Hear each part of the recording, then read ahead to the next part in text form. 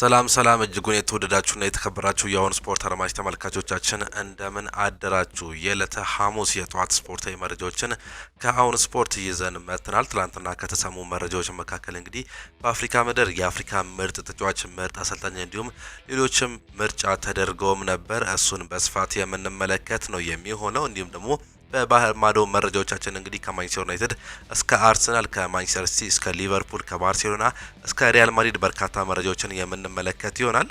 ከነዚህም መካከል እንግዲህ ማንቸስተር ዩናይትድ ቤት የምናነሳቸው መረጃዎች አሉ። አርሰናል ቤትም እንዲሁ በስፋት የተነሱ ጉዳዮች አሉ። እሱን በስፋት ለእናንተ ለውድ አድማጮቻችን የምናቀርብ ነው የሚሆነው። እናንተ እስከ መጨረሻው ድረስ ሰብስክራይብ በማድረግ የቤተሰባችን አባል ሆናችሁ እንድትቆዩ እንጋብዛለን። እኛ ቀጥታ ወደ ፕሮግራሞቻችን እንለፍ።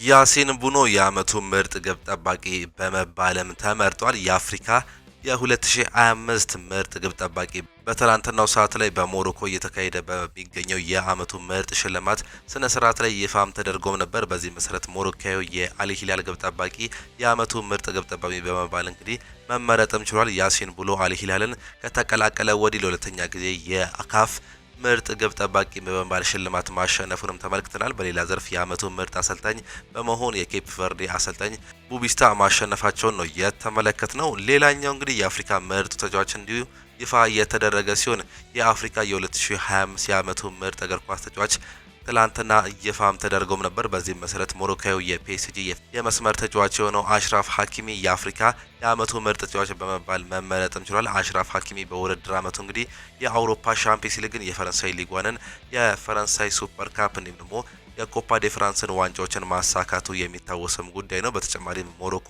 ለቀጣዩ የዓለም ዋንጫ ውድድር እንድታልፍ ወሳኙን ሚናም ተጫዋችዋል።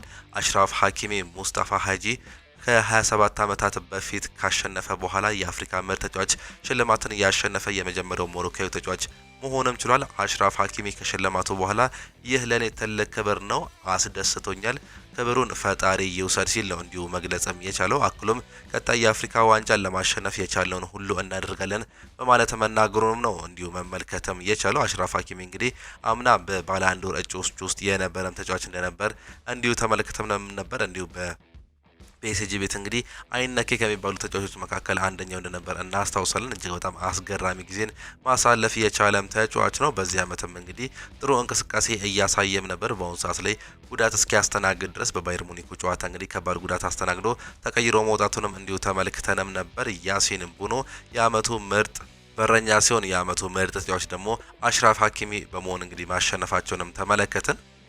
ወደ ክለብ መረጃዎቻችን ስናልፍ ቼልሲ አንቶኒ ሮዲገርን መልሰው ለማምጣት ግፊት እያደረጉ እንደሆነ እየተገለጸ ይገኛል። ፊጂአስ ያወጣውን ዘገባ ስንመለከት እንግዲህ የቀድሞ የቼልሲ ተጫዋች በአሁኑ ሰዓት ላይ በሎስ ብላንኮቹ የሚጫወተው ጀርመናዊ አንቶኒ ሮዲገር እንግዲህ ወደ ቀድሞ ክለቡ የመመለስ እድል አለው ሲል ነው እየገለጸም የሚገኘው። እንደ ቤን ጃኮብ ዘገባ ቼልሲዎች በጥር ጆርጌንሰንን በውሰት መስጠት ፍላጎት የላቸውም ሲል ይዘግባል። ይህ ተጫዋች እንግዲህ በዚህ አመት ጨዋታዎችን እያደረገ አይገኝም፣ ነገር ግን አሁንም ቢሆን በቼልሲ ቤት ይቆያል ሲልም ገልጿል። በሲቲ መረጃዎቻችን በብሬኪንግ ኒውስ ናታን አኬ በዘንድሮ የውድድር አመት በሲቲ ቤት አንድ የፕሪሚየር ሊግ ጨዋታ ብቻ ነው በቋሚነት መጀመር የቻለው። ይህ ተጫዋች እንግዲህ ምናልባትም የመልቀቅ እድል እንዳለው ነው እየተገለጸ የሚገኘው። ሌላኛው ካልቨን ፊሊፕስ እንዲሁም ደግሞ ጄምስ ትራፎርድ በመጪው ጥር ከማንቸስተር ሲቲ ጋር ይለያያሉ ተብለው ከሚጠበቁ ተጫዋቾች መካከል ቀዳሚዎቹ ናቸው ይላል ቲም ቶክ በዘገባው። ጄምስ ትራፎርድ እንግዲህ በተለይም ዶናሩማ ከመምጣቱ በፊት የቲሙ ዋነኛ በረኛ ሆኖ ተጫውቶም ነበር። ነገር ግን ጂያንሉጂ ዶናሩማ ከፒኤስጂ ወደ ሊቨርፑል ካቀና በኋላ እንግዲህ ቦታው ተወስዶበታል። በዚህም የተነሳ ወደ ሌሎች ክለቦች በውሰት ሊሄድ እንደሚችል ነው እየተገለጸ የሚገኘው። ካልቨን ፊሊፕስ ደግሞ ቀጥታ ሽያጭ ሊሆን እንደሚችል እየተገለጸም ይገኛል።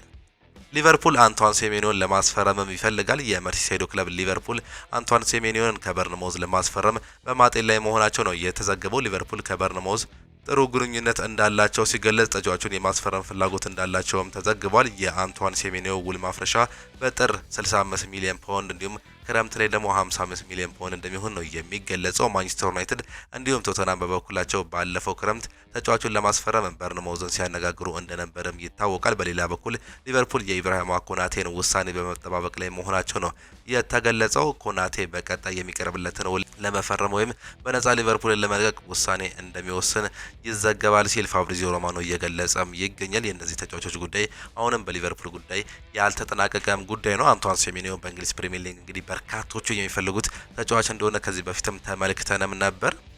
ሊቨርፑል የኢብራሂማ ኮናቴን ውሳኔ አሁንም እየጠበቀ መሆኑን እየነገርናቸው ሲሆን የቀረበለትን ኮንትራት ወይም ደግሞ መልቀቅን መምረጥ የሚችልበት እድል እንዳለ ፋብሪዚዮ ሮማኖ በስፋትም ገልጿል። ሊቨርፑል ኮንትራቱን ለማደስ የነበረባቸውን ሁሉ ነገር አድርጓል። አሁን ውሳኔው በተጫዋቹ እጅ ላይ ነው ሲል ነው የሚገልጸው።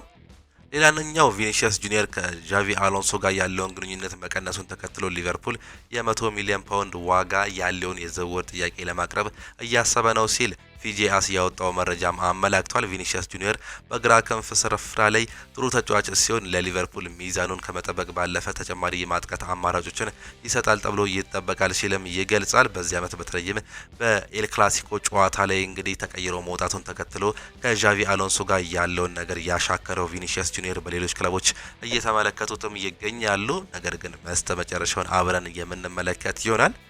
በርካታ ተጫዋቾችን በጉዳት ያጣው የሊጉ መሪ አርሰናል እሁድ ተጠባቂውን የሰሜን ለንደን ደርቢ ጨዋታም የሚያደርግ ይሆናል። በጨዋታው ጉዳት ላይ የሚገኘው የፊት መስመር አጥቂ ቪክተር ዮኬሬሽ መድረሱ አጠራጣሪ መሆኑ እየተገለጸ ይገኛል። ካይ ሃቨርትዝ በበኩሉ ወደ ልምምድ ተመልሶ የነበረ ቢሆንም ጉዳቱ በድጋሚ አገርሽቶበታል።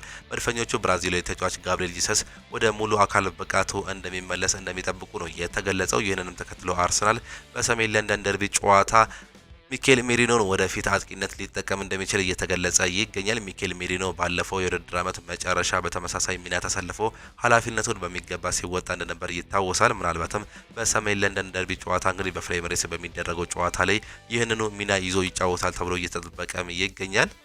አርሰናል ከሩዋንዳ ጋር ያለውን ውልም አቋርጧል። የሰሜን ለንደኑ ክለብ አርሰናል ከሩዋንዳ ቱሪዝም ጋር ያለውን የስፖንሰርሺፕ ስምምነት ሰኔ ላይ እንደሚያጠናቀቅ ነው የተገለጸው። መድፈኞቹ ከቪሲት ሩዋንዳ ጋር ስምምነት ዓመታት የዘለቀ የእጅታ ስፖንሰርሺፕ ነበራቸው። አርሰናል ከስፖንሰርሺፕ ስምምነቱ 10 ሚሊዮን ዶላር ማግኘቱም ይታወቃል። አርሰናል ከሩዋንዳ ጋር ባለው ስምምነት ምክንያት ከደጋፊዎች በርካታ ተቃውሞ ሲቀርብበት እንደነበር ከዚህ በፊት በርካታ ጊዜ አንስተንም ነበር። በስተመጨረሻም እንግዲህ በሰኔ እንደሚጠናቀቅ ነው የተገለጸው። በሰበር መረጃ ትላንትና ከወጡ ወሳኝ መረጃዎች መካከል ቡካዮ ሳካ ከአርሰናል ጋር እስከ 2030 ድረስ የሚያቆየውን ውልን ለማራዘም ቅድመ ፍቃድ መስጠቱ ነው የተገለጸው። ይህ እንግሊዛዊው እንቁ የሆነ ተጫዋች እንግዲህ በአርሰናል ቤት የማይነካ ተጫዋች ነው። እጅግ በጣም ጥሩ እንቅስቃሴ ከሚያሳዩ ተጫዋቾች መካከልም አንደኛው ነው። በዚህ ዓመት በመጀመሪያዎቹ ጨዋታዎች ላይ በጉዳት ምክንያት ባይሰለፍም እንግዲህ በአሁኑ ሰዓት ላይ ጥሩ አቋም ላይ ይገኛል። አርሰናሎች ይህን ተጫዋች እንግዲህ እስከ 2030 ድረስ እንደሚያቆዩት ተማምነዋል ሲል ነው ሃውኪንስ እየዘገበም የሚገኘው። ቅድመ ፍቃድም እየሰጠ ሲሆን በሚቀጥሉት ጊዜያት እንደሚፈራረም ይጠበቃል። ይህም እንግዲህ ለአርሰናል ትልቅ እፎይታ እንደሆነ ነው እየተገለጸም የሚገኘው። አሰልጣኝ ሩበን አሞሪም ይናገራሉ። አሁን የተሻልኩ አሰልጣኝ ነው ሲሉ ነው የሚናገሩት። የቀዮቹ ዋና አሰልጣኝ የሆኑት አሰልጣኝ ሩበን አሞሪም ያለፈው ዓመት አስቸጋሪ ጊዜው ቢሆንም ለአሁኑ አስፈላጊ ነበር በማለትም ተናግሯል። ካለፈው ዓመት ብዙ ነገሮችን ተመሪያለሁ ያሉት አሰልጣኙ አሁን የተሻለ አሰልጣኝ ነኝ፣ ለወደፊቱ እንዲሁም ለአሁኑ ዝግጁ ነኝ በማለትም ተናግሯል። አሁን የተሻለ እየተጫወትን ነው፣ ምክንያቱም በውጤት የመጣ የተሻለ በራስ መተማመን አለን፣ ነገር ግን ከምርጥነት ሩቅ ቦታ ላይ ነን ሲሉ ነው አሰልጣኝ ሩበን አሞሪም የሚናገሩት። አሰልጣኝ ሩበን አሞሪም ስለ ታዳጊ ተጫዋቾች አንዳንድ ሀሳቦችን ያነሱ ሲሆን በመጀመሪያ ለማንቸስተር ዩናይትድ መጫወት ክብር ነው ሲሉ ይናገራሉ። አንዳንድ ተጫዋቾች ይህንን እንደ ቀላል ያዩታል በማለትም ነው የተናገሩት። በመጀመሪያ የምመለከተው የተጫዋቾችን ተክለ ሰውነት ነው፣ ምክንያቱም በሊጉ ለመጫወት ወሳኙ ነገር ተክለ ሰውነት ነው ሲሉ ነው የሚናገሩት። ታዳጊዎች የሚዲያውን ትኩረት እንዲቆጣጠሩት መርዳት ይገባል ያሉት አሰልጣኙ ከመጠን በላይ እንዳይጫወቱ መጠንቀቅ ያለብን ከዚያ በፊት ይህ ችግርም ነበር ሲሉም ይገልጻሉ። አሰልጣኙ አክሎም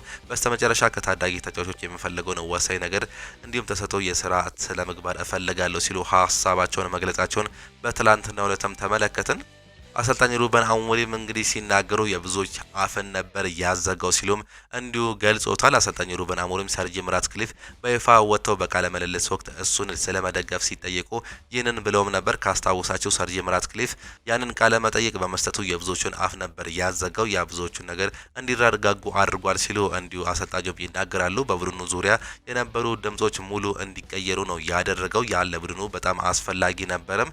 ያ ለቡድኑ እጅግ በጣም አስፈላጊ ከነበረ በግልጽ የሚታየው የሱ ቃል ትልቅ ተጽዕኖ እንደነበረው ነው ሲሉ ነው የሚገልጹት። ይህ ለኔ ነገሮችን የማድረግበትን መንገድ አይደለም፣ ነገር ግን ለሰዎች የሚያሳየው ያ እንደሆነ አብራርተዋል ሲሉም ይገልጸዋል። ብሪያን ምቤሞ ከሊጉ ምርጥ ተጫዋቾች አንዱ ነው ሲሉም እንዲሁ ይናገራል። የቀድሞ የማንቸስተር ዩናይትድ ተጫዋች ያሁኑ የፕራይም ሚዲያ ተንታኝ ዋይን ሮኒ ብሪያን ምቤሞ አሁን ላይ ከሊጉ ምርጥ ተጫዋቾች አንዱ ነው በማለትም ይገልጻል። አሁን ላይ የሊጉ ሶስት ምርጥ ተጫዋቾች አንቷን ሴሜኖ፣ ብሪያን ምቤሞ እንዲሁም ደግሞ ቪክተር ዮኮረሽ ናቸው ሲል ሀሳቡንም ይሰጣል። ብሪያን ምቤሞ ለማንቸስተር ዩናይትድ እያሳየ የሚገኘው ብቃት እጅጉን አስገራሚ ነው፣ እሱ ቡድኑን ተሸክሞ እዚህ አድርሶታል ሲል የቀድሞ የማንቸስተር ዩናይትድ ሌጀንድ ተጫዋች እንዲሁ ይናገራል። ማንቸስተር ዩናይትድ ተጨማሪ 10 ቁጥርም እንደሚፈልግ ነው እየተገለጸ የሚገኘው። ማንቸስተር ዩናይትድ ካሪም አዲያሚን ከቦሩሲያ ዶርትመንድ ለማስፈረም እንደሚፎክር እየተገለጸ ነው የሚገኘው። ሆኖም የዩናይትድ አድናቂዎች ጥበበኛ ታለንትድ ነው በጣም ፈጣን ክንፍ ተጫዋች ወይም ደግሞ 10 ቁጥር ተጫዋች ለማስፈረም ፍላጎት እንዳላቸው ፋብሪዚዮ ሮማኖም ይገልጻል። ይህም እንግዲህ ምናልባትም ከቦሩሲያ ዶርትመንዱ ተጫዋች ጋር ስሙ ሊያዝ እንደሚችል ነው እየተገለጸ የሚገኘው። በመጪው ሰኞ በ12ኛ ሳምንት የእንግሊዝ ፕሪሚየር ሊግ መርሃ ግብር ማንቸስተር ዩናይትድ በሜዳው ኦልድ ትራፎርድ ስቴዲየም ኤቨርተን አቻውን የሚያስተናግድ ይሆናል። የዕለተ ሰኞን ተጠባቂ መርሃ ግብር የሊጉ ዳኛ ኮሚቴ የ41 ዓመቱ አርቢተን ቶኒ ሃሪንግተንን በዋና ዳኝነት እንዲመሩ መምረጣቸው ነው የተገለጸው። ይህ ዳኛ የማንቸስተር ዩናይትድ ጨዋታዎችን በመሩባቸው ጨዋታዎች 3 ጨዋታዎች ምንም አይነት እድል ማስመዝገብም አልቻለም። ማንቸስተር ዩናይትድ ከነዚህ 3 ጨዋታዎች በሁለቱ ነጥብ ሲጋራ በአንዱ ቀሪ ሽንፈት ማስተናገዱ ነው የተመለከት ነው። ከነዚህ 3 አንዱ በአምናው የውድድር ዓመት ማንቸስተር ዩናይትድ ሞሊኒክስ ስቴዲየም አመርቶ በወልቭስ አቻው 2-0 የተሸነፈበት ጨዋታ ተጠቃሽ ነው። በወቅቱ ጨዋታውን ፖርቹጋላዊው የማንቸስተር ዩናይትድ ዋና አምበል ብሩኖ ፈርናንዴዝ በቀይ ካርድ መሰናበቱ እንዲሁ የሚታወስም ጉዳይ ነው።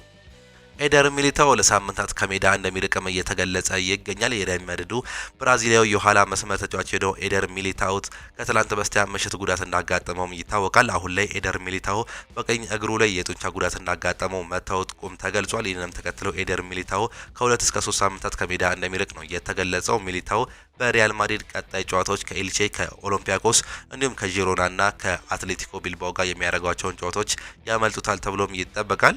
ወደ በርናቦ የሚመጣ ማንኛውም የሪያል ማድሪድ ደጋፊ የልዩ ነገር አካል እንደሆነ ሊሰማው ይገባል። እናም ቴክኖሎጂው ያንን እንዳደርግ ያስችለናል ሲሉ እንዲሁ ፍሎሬንቲኖ ፔሬዝ ይናገራሉ። እያንዳንዱን መስተጋበር በማሻሻል ከሁሉም ደጋፊዎች ጋር ያለውን ስሜታዊ ግንኙነት ያጠናክራል ሲሉ ነው እንዲሁ ፕሬዚዳንቱም የተናገሩት። ሮድሪጎ ይናገራል። አሁን ላይ በብራዚል በአሰልጣኝ እምነት እንደሚጣልብኝ እሱንም ለማሳመን ጠንክሬ እሰራለሁ ሲል ነው ስለ ዣቪ አሎንሶ የተናገረው። ብቃትን የማሳይበት አጋጣሚ ልምምድ ቦታ ላይ ብቻ ቢሆንም ወደ ተሻለ ነገር እድል ይኖረኛል ሲል ሀሳቡን ይሰጣል። በሪያል ማድሪድ ቤት በአሁኑ ሰዓት ላይ ጥሩ ደረጃ ላይ ወይም ደግሞ ጥሩ ጨዋታ ወይም ደግሞ ደቂቃዎች እያገኘ የማይገኘው ሮድሪጎ ጎይዝ ብራዚል ብሔራዊ ቡድን ጥሩ ጨዋታዎችን ማድረግም ችሏል። ይህንን መለወጥ እችላለሁ ሲል ነው ሀሳቡንም የገለጸው። ካሸነፍኩ የመጀመሪያ ስራዬ ለሜሲ መደወል ነው ብሏል። ለባርሴሎና ፕሬዚዳንታዊ ምርጫ እጩነት የሆኑት ቪክተር ፎንት ምንጫቸውን ካሸነፉ ሊዮኔል ሜሲ ለመመለስ ጥረት እንደሚያደርጉ ነው እየገለጹ የሚገኙ። አሸናፊ ከሆንኩኝ መጀመሪያ የምደውለው ለሜሲ ነው ያሉት እጩ ፕሬዚዳንቱ እሱን መመለስ እያለብን የቻልነውን እናደርጋለን ሲሉም ገልጸዋል። አክለውም የሜሲ ሐውልት ገና ጅማሮ ነው፣ በቂ አይደለም፣ ይህንን ለፖለቲካ ዓላማ መጠቀም የለብንም ሲሉ ሀሳባቸውንም ይገልጻሉ። ይህንን ሁዋን ላፖርታ በተደጋጋሚ አድርጎታል ሲሉ ተፎካካሪዎቻቸውን እንዲሁ መተቸትም ችለዋል። ፕሬዚዳንት ሁዋን ላፖርታ በቅርቡ በካምፕ ኑ ስቴዲየም ለሊዮኔል ሜሲ ሐውልት ሊገነባ መሆኑን ተናግረው እንደነበር የሚታወስም ጉዳይ ነው። ባርሴሎና በ2026 መጀመሪያ ፕሬዚዳንታዊ ምርጫ የሚያደርግ ሲሆን ስፔናዊ ባለሀብት ቪክተር ፎንት የሁዋን ላፖርታ ብርቱ ተፎካካሪ እንደሚሆኑ ከአሁኑ እየተጠበቀም ይገኛል። ማርቲን ኦዴጋርድ ወደ ሜዳ የሚመለስበት ቀን እየተቃረበም ነው። የአርሰናል ካፒቴን የሆነው ከጥቅምት ወር መጀመሪያ ጀምሮ የጉልበት ጉዳት ምክንያት ከሜዳ ውጪ ቆይቷል። ነገር ግን አሁን ልምምዱን በጥሩ ሁኔታም እያደረገም ይገኛል። በቅርቡ በወጡ ዜናዎች መሰረትም ኦዴጋርድ እሁድ በሰሜን ለንደን ደርቢ ጨዋታ መልሱን ለማወቅ የመጨረሻ ግምገማዎች በመደረግ ላይ እንደሆነ ነው እየተገለጸ የሚገኘው። ምናልባትም እንግዲህ ተቀይሮ የመግባት አድቫንቴጅ እንዳለው በርካቶቹ እየገለጹም ይገኛሉ። ይህም እንግዲህ ለአርሰናል ምን ያህል ጠቃሚ መረጃ እንደሆነ እየተመለከተን እንገኛለን።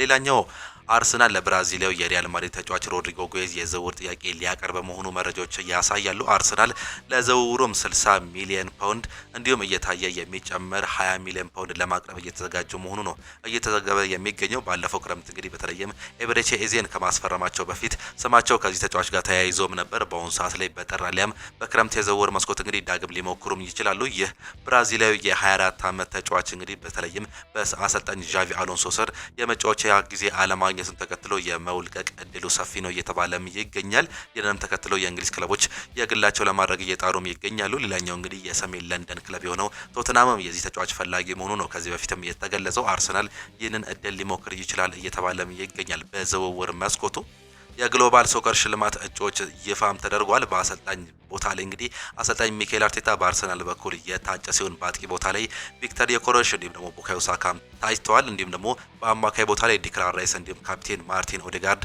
የታጩ ሲሆን በአመቱ ምርጥ ተጫዋች ቪክተር ዮኬሬሽ እንዲሁም ዲክላን ራይስ መካተትም ችሏል። በአሁኑ ሰዓት ላይ ማን ያሸናልፋል የሚለው እስካሁን ድረስ እንግዲህ እጩዎቹ እንዲሁ የተካተቱ ሲሆን መጨረሻው አብረን የምንመለከት ነው የሚሆነው።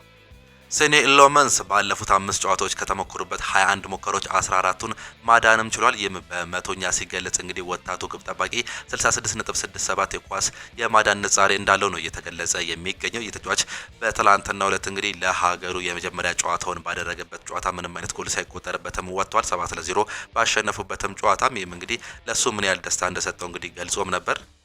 ካርሎስ ካሴሚሮ ትልቅ ተጫዋች ነው ሲል ይገልጻል። በአሁኑ ሰዓት ላይ ካለፈው ዓመት የበለጠ ጥሩ ስራ እየሰራ እንደሆነ ይሰማኛል ሲል ነው የሚገልጸው። በማንቸስተር ዩናይትድ ቤት አሁን ላይ ያለው ውል ከተጠናቀቀ በኋላ አዲስ ኮንትራት ይፈርማል የሚል እምነት እያለኝም ሲል ፖል ስኮልስ የተናገረ ሲሆን ምክንያቱም እድሜው ከግምት ውስጥ ማስገባት ተገቢ ነው ብዬ አስባለሁ። ነገር ግን ካርሎስ ካሴሚሮ እጅግ በጣም ትልቅ ተጫዋች ነው። በሪያል ማድሪድ 5 ሻምፒዮንስ ሊግን ማሳካት የቻለም ተጫዋች ነው። በማንቸስተር ዩናይትድ የመጣበት ዓመት ላይ ጥሩ ነበር። ከዛ በኋላ አቋሙ እንደወረደ ተመልክተናል። ነገር ግን በአሁኑ ሰዓት ላይ ዳግም የተጫዋች እያገረሸ እንዲሁም ደግሞ ራሱን እያመረቃም ይገኛል። ነገር ግን 34 ዓመቱ ላይ ይገኛል። በዲፌንሲቭ ሚድፊልደርነት ቦታ ላይ ደግሞ ይህ እድሜ እጅግ በጣም ከባድም ያደርገዋል። ነገር ግን በማንቸስተር ዩናይትድ ቤት በአሁኑ ሰዓት ላይ የሚያሳየው አቋም ምርጥ ነው ሲል ነው የሚገልጸው። የማንቸስተር ዩናይትድ ተጫዋቾች በብሔራዊ ቡድን ባደረጓቸው የመጨረሻ ጨዋታዎች የተሰጣቸውን ሬቲንግ ስንመለከት እንግዲህ ፓትሪክ ዶርጉ ባስቆጠረበት ጨዋታ ሀገሩ ዴንማርክ በስኮትላንድ 4-2 ብትሸነፍም 4.3 ሬቲንግም ተሰጥቶታል። ማቲያስ ደሊት ሀገሩ ኔዘርላንድ ሉቲኒያን 4-0 ባሸነፈችበት ጨዋታ 7.9 ሬቲንግ የተሰጠውም ተጫዋች ነው። እንዲሁ ሴኔ ሎመንስ ቋሚ ሆኖ በጀመረበት ጨዋታ ሀገሩ ቤልጂየም ሊቸንስቴንን 7-0 ስታሸንፍ እንግዲህ 7.8 ሬቲንግ የተሰጠውም ተጫዋች ነው። ካርሎስ ካሴሚሮ ለሀገሩ ብራዚል እንግዲህ የወዳጅነት ጨዋታም አድርጎ ነበር ከቱኒዚያ ጋር። ይህም እንግዲህ 1-1 በሆነ አቻ ውጤት የተለያዩ ሲሆን 7.5 ሬቲንግ የተሰጠውም ተጫዋች ነው። በተመሳሳይ ብራዚሊያው ማቲያስ ኩኛ በጨዋታው 45 ደቂቃዎችን መጫወትም ችሏል። 6.5 ሬቲንግ የተሰጠውም ተጫዋች ነው። ኑሴር ማዝራዊ ኮከብ በሆነበት ጨዋታ ሀገሩ ሞሮኮ ዩጋንዳን 4-0 ስታሸንፍ 8.8 ሬቲንግ የተሰጠውም ተጫዋች ነው። ብሩኖ ሃትሪክ በሰራበት ጨዋታ ሀገሩ ፖርቹጋል አርሜኒያን 9-1 ስታሸንፍ እንግዲህ እሱ የጨዋታው ኮከብ ተብሎ ተመርጦም ነበር። 9.8 ሬቲንግ ነው እንግዲህ በጨዋታው የተሰጠው። እጅግ በጣም ጥሩ እንቅስቃሴ ያሳየበትም ጨዋታ ነበር። የማንቸስተር ዩናይትድ በረኛው ነው አልታይ ባይንደርም ሀገሩ ቱርክ ከስፔን ጋር 2-2 በተለያየችበት ጨዋታ 6.9 ሬቲንግ የተሰጠው ተጫዋችም ነበር።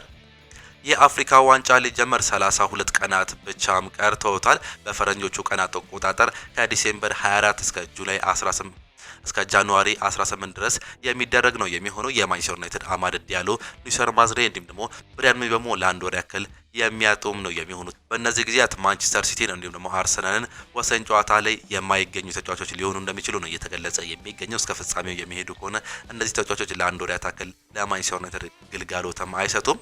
ጆሹዋ ዚርክዜ ማንቸስተር ዩናይትድን በምን ያህል ሁኔታ ይለቃል የሚለው ሌላኛው ጥያቄም ጉዳይ ነው። ማንቸስተር ዩናይትድ ዚርክዜን ለመልቀቅ የተወሰነ ማሟያዎች እንዲሁም ደግሞ ቅድመ ሁኔታዎች ማሟላት እንደሚፈልግ ነው የተገለጸው። እንደ ፉትቦል ኢንሳይደር ዘገባ ከሆነ ማንቸስተር ዩናይትድ ዚርክዜን የሚለቀው ሁነኛ ተተኪ የሚያገኝ ከሆነ ብቻ መሆኑ ነው የተገለጸው። አሞሪም ለአውሮፓ ውድድር ቦታ እየተፋለሙ ከመሆኑ አንጻር መጪውን ጊዜ ብሩህ ለማድረግ የቡድኑን ትልቅ ወሳኝ መሆኑ እየገለጸ ነው የሚገኘው። በተጨማሪም እንደ ሌሎች ዘገባዎች ከሆነ ማንቸስተር ዩናይትድ በዚርክዜው የውሰት ውል ላይ የመግዛት አማራጭ ማካተት እንደማይፈልግ መረጃዎች እያሳዩ ይገኛሉ። ተጫዋቹ አሁን ሰዓት ላይ ወደ ጣሊያን በመመለስ ለሮማ መጫወት ፍላጎትም አለው። ነገር ግን ማንቸስተር ዩናይትዶች ይህንን በሽያጭ አይደለም ለዚህ ተጫዋች እንግዲህ መልቀቅ የሚፈልጉት። ይህ ተጫዋች ዳግም ወደ ማንቸስተር ዩናይትድ ወደ ካሪንግተን እንዲመለስም ይፈልጋሉ። ይህንን እድል ለመስጠት ሙከራ እንደሚያደርጉ መረጃዎች በስፋትም ያመላክታሉ። ቼልሲ ከባርሴሎና ጋር የሚያደርገው የሻምፒዮንስ ሊግ ጨዋታ ለኮል ፓልመር ሊመለስበት የሚችልበት ቀን ተደርጎ በግምትም ተቀምጧል። እሱን ያን ጨዋታ ባያደርግም እንኳን ከዚያ በኋላ በቅርበት ወደ ሜዳ ይመለሳል ተብሎ እንደሚጠበቅ የተገለጸ ሲሆን ምክንያቱም ቼልሲ ከ5 ቀናት በኋላ ከአርሰናልን የሚያስተናግድ ነው የሚሆነው። በዚህም እንግዲህ ማትሎ ወይም ደግሞ ቴሌግራፍ ላይ እንደተዘገበው ከሆነ ኮል ፓልመር ለወሳኝ ጨዋታዎች የመድረስ እድል እንዳለው በአሁኑ ሰዓት ላይ እየተገለጸም ይገኛል። ሲገልጽም እንግዲህ ኮል ፓልመር በቼልሲ ቡድን ውስጥ የቅርብ ጓደኛው ቶሲን አደርቤዮ ነው። ነገር ግን ሌቪ ኮልዊል ደግሞ ስቲቫው ጋርም ጥሩ ግንኙነት እንዳለው ይህን ነገር አዳብሮታል ሲል ነው የሚገልጸው። በኮፓም ውስጥ ፓልመር ጉዳት እያለበት በጂም ውስጥ ጊዜውን በአግባቡ እያሳለፈ ተስተውሏል። ይህም በአካሉ ቅርጹ ላይ በሚታይበት ለውጥ ተንጸባርቋል ሲል ማትሎ እየዘገበ ሲሆን ራሱን በብቁ ደረጃ ለማድረግ ብዙ ሙከራዎችን እያደረገ ይገኛል። ይህ እንግሊዛዊው ኮል ፓልመር በአሁኑ ሰዓት ላይም እንግዲህ ራሱን ለማዘጋጀት ብዙ ነገሮችን ያደርጋል ተብሎም ይጠበቃል። ኤደር ሚሊታኦ ትላንትና ምሽት ብራዚል ከቱኒዚያ ጋር ባከናወነችው የወዳጅነት ጨዋታ ላይ በጉዳት ምክንያት ተቀይሮ መውጣቱ የሚታወስ ሲሆን ያጋጠመው ጉዳት ምን ያክል ጊዜ የሚለው ለማወቅ ትላንትና እንግዲህ ወደ ቫልዴባስ ምርመራ ይደረግለታል ተብሎም ተገልጿል። የተጫዋች እንግዲህ በአሁኑ ሰዓት ላይ በሪያል ማድሪድ ቤት ጥሩ እንቅስቃሴ እያደረገ ሲሆን መልሶ መጎዳቱ ግን ምናልባትም ጉዳትም ተብሎም ይጠበቃል። አሰልጣኝ ካርሎ አንቸሎቲ ፍጹም ቅጣት ምት ነው ፔናልቲን በተመለከተ በቪኒሲየስ ጁኒየር ላይ እምነት እንደሌላቸውም ገልጿል። ለዚያ ነው በትላንትናው ምሽቱ የቱኒዚያ ጨዋታ ላይ በተገኘበት ፔናልቲ ላይ ከቪኒሲየስ ይልቅ የ18 ዓመቱ ስቲቫው የመጀመሪያ ተመራጭ የሆነው። ከዚህም በተጨማሪ ከቪኒ ይልቅ የዌስትሃሙ አማካይ የሆነው ሉካስ ፓኬታ እንደ ሁለተኛ አማራጭ ተደርጎ የሚወሰደው ሌላኛው ተጫዋች ነው እየተባለም ይገኛል። ቪኒሲየስ ጁኒየር እንግዲህ ያለው ሬቲንግ ወይም ደግሞ ፔናልቲ የማስቆጠር እድሉ እጅግ በጣም ሰፊ ለመሆን እድሉ በጣም እየጠበበ መሆኑ ነው ተገለጸ የሚገኘው። በሪያል ማድሪድም ይህንን አከናውቶታል። ፍራንኮ ማስታንቱኖ ይናገራል። ቪኒሲየስ ጁኒየር በኤል ክላሲኮ ጨዋታ ላይ ተቀይሮ በሚወጣበት ሰዓት ላይ ስለነበረው አጋጣሚ ምን ታስባለህ ተብሎ ተጠይቆም ነበር። በግልጽ ለመናገር ቅሬታውን የገለጸበት መንገድ ትክክል አልነበረም። እሱ ይህን ተረድቶ ዣቪ እንዲሁም ደግሞ መላ ቡድኑን ይቅርታ ጠይቋል ሲል ነው የተናገረው። ቪኒ አስደናቂ እንዲሁም ደግሞ የማይታመን ብቃት ያለው ተጫዋች ነው። እውነት ለመናገር እሱ መልበሻ ክፍል ውስጥ ደስታን የሚያመጣ ሰው ነው። ቪኒ ሁልጊዜም ለመጫወት ዝግጁ የሆነ ተጫዋች እንደሆነ ከዚህ በፊትም አስመስክሯልም ሲል ይናገራል። ማስታንቱኖ ከአንተ ጋር እንዲሁም ደግሞ ከያማል ጋር ማን የተሻለ ነው ተብሎ ተጠይቆም ነበር። ዛሬ ላሚን ያማል ከነ የተሻለ ደረጃ ላይ ያለ ተጫዋች ነው። እሱ አሁን ላይ አስደናቂ ብቃትን እያሳየም ይገኛል። እኔ አሁን ላይ በማድሪድ ቤት ውስጥ በፍጥነት ለመላመድ እየሞከርኩ እገኛለሁ። እኔም በዚህ ክለብ ውስጥም ብዙ ጨዋታዎችን ላይ የሚነገር ረጅም ታሪክ እንዲኖረኝ ተስፋም አድርጋለሁ ሲል ሀሳቡን ይሰጣል። ስለ ሊዮኔል ሜሲ ተጠይቆም ነበር። ፍራንኮ ማስታንቱኖ ይህ አርጀንቲናዊ ተጫዋች ሲመልስም እኔ የሪያል ማድሪድ ተጫዋች እንዲሁም የክለቡ ደጋፊ ነኝ። ሆኖም ሊዮኔል ሜሲ ለእኔ የዓለማችን ምርጡ ተጫዋች ነው ሲል ነው እየገለጸ የሚገኘው። ኪሊያን ምባፔ ወይም ደግሞ ጁሊያን አልቫሬስ ተብሎ ተጠይቆ ነበር። እንግዲህ ፍራንኮ ማስታንቱኖ ሁለቱም በአስደናቂ ብቃት ላይ የሚገኙ ተጫዋቾች ናቸው። እንዲሁም ሁለቱም የራሳቸው የሆነ ያጫወት ባህሪ አላቸው። ሁለቱንም እወዳቸዋለሁ ሲል እንዲሁ መናገሩንም ተመለከትን።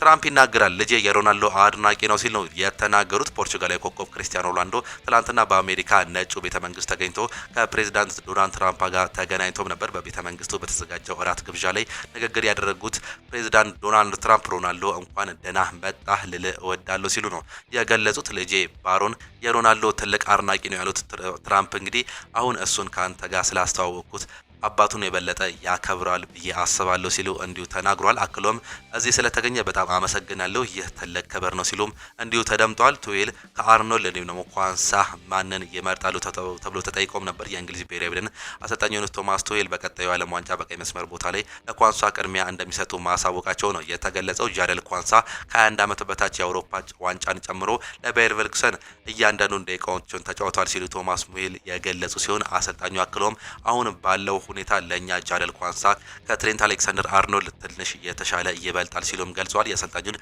አስተያየት ተከትሎ አሌክሳንደር አርኖልድ በቀጣዩ ዓለም ዋንጫ ተጠባባቂ ሊሆን የሚችልበት እድል እንደተፈጠረ አሁንም እየተገለጸም ይገኛል። ሌላኛው ቶማስ ቱዌል ስለ ጃለል ኳንሳ የእንግሊዝ ዓለም ዋንጫ ቡድን የመሳተፍ እድልን በተመለከተ እንግዲህ ጃለል ኳንሳ ለሊቨርፑል የውድድር ዘመኑን እያንዳንዱን ጨዋታ ተጫውቷል። ስለዚህ በአሁኑ ሰዓት ላይ በዓለማችን ላይ ከሚገኙ እንግሊዛዊ ተጫዋቾች መካከል አንደኛው ነው። እጅግ በጣም ጥሩ ደረጃ ላይ ይገኛል። በዚህም የመሰለፍ እድሉ ሰፊ ነው። ይህንን ተጫዋች እጠቀመዋለሁ ሲልም ገልጿል። ጆታ ለኔ እንደሚደሰትልኝ አውቃለሁ ሲል ነው የሚገልጸው። ስኮትላንድ ትላንትና ምሽት ዴንማርክን ባሸነፈችበት ከ28 ዓመት በኋላ ለዓለም ዋንጫ ማለፏን አረጋግጣለች። ከጨዋታው በኋላ አስተያየቱን የሰጠው አንዲ ሮበርትሰን በጣም አዝኜ ነበር፣ ምክንያቱም የመጨረሻ የዓለም ዋንጫ ተሳትፎ ነበር ሲል ተናግሯል። ስለ ዲያጎ ጆታ ያነሳው አንዲ ሮበርትሰን ዛሬ ጆታን መርሳት አልቻልኩም፣ ምክንያቱም ሁልጊዜም ለዓለም ዋንጫ እናወራም ነበር። በአሁኑ ሰዓት ላይ በ2022 እሱ በጉዳት እኔ ደግሞ በስኮትላንድ ባለማለፏ ምክንያት አልተሳተፍም ነበር ሲልም እየገለጸ ሲሆን አክሎም ስለ ዓለም ዋንጫ የመሳተፍ ስሜት እናወራም ነበር፣ ዛሬ ለኔ እንደሚደሰትልኝ አውቃለሁ፣ ቀኑን ሙሉ እሱን መርሳት አልቻልኩም ሲል ሀሳቡንም ይሰጣል። እጅጉን የተወደዳችሁና የተከበራችሁ የአሁን ስፖርት አድማጭ ተመልካቾቻችን ለዛሬ ነበረን ስፖርታዊ መረጃዎቻችን ይህንን እየመስሉ ነበር። ፕሮግራሞቻችንን እንዴት አያችኋቸው? ሀሳብ አስተያየታችሁን ኮመንት ቦክስ ላይ ልታጋሩን ትችላላችሁ። የዛሬ የአሁን ስፖርት የጠዋት ፕሮግራሞቻችን በዚሁ የሚጠናቀቁ ነው የሚሆኑት። በነገው ጠዋት ፕሮግራሞቻችን እስከምንገናኝ ድረስ ግን ቻው ቻው፣ መልካም ጊዜ፣ መልካም ሙሉ እንዲሆንላችሁ ዳግም ተመኘን።